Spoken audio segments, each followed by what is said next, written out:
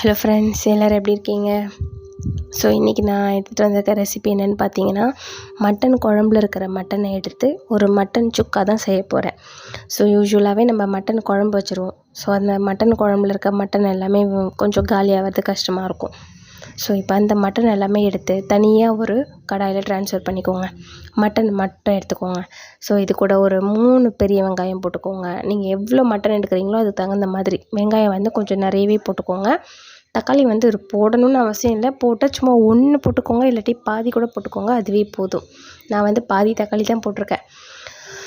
So வந்து ஒரு 3 பெரிய வெங்காயம், ஒரு பாதி தக்காளி, கொஞ்சம் கருவேப்பிலை, கொஞ்சம் இஞ்சி பூண்டு பேஸ்ட்டு, மட்டன் மசாலா, அப்புறம் கொஞ்சம் தேவைப்பட்டால் கொஞ்சமாக மஞ்சத்தூள், உப்பு வந்து ஏற்கனவே குழம்புல நம்ம போட்டிருப்போம். உப்பை மட்டும் பார்த்து சேர்த்துக்கோங்க.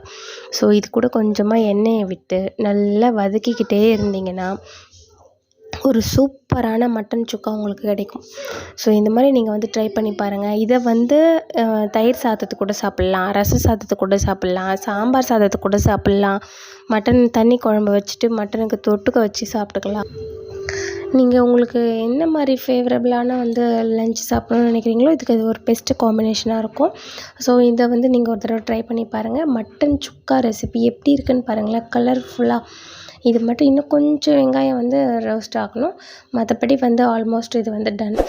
ஸோ இந்த ரெசிபி வந்து மறக்காமல் நீங்களும் ஒரு தடவை ட்ரை பண்ணி பாருங்கள். இந்த ரெசிபி கூட தேவைப்பட்ட ஒரு முட்டை கூட ஆட் பண்ணிக்கலாம், இன்னும் நல்லாயிருக்கும், டேஸ்ட்டை ஹைலைட் பண்ணி கொடுக்கும். ஸோ எங்கள் வீட்டில் இது எனக்கு ரொம்ப ஃபேவரட்டான ரெசிபி.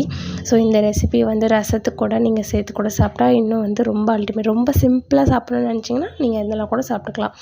ஸோ மட்டன் சுக்கா ஃப்ரை எப்படி இருக்குன்னு பாருங்கள்.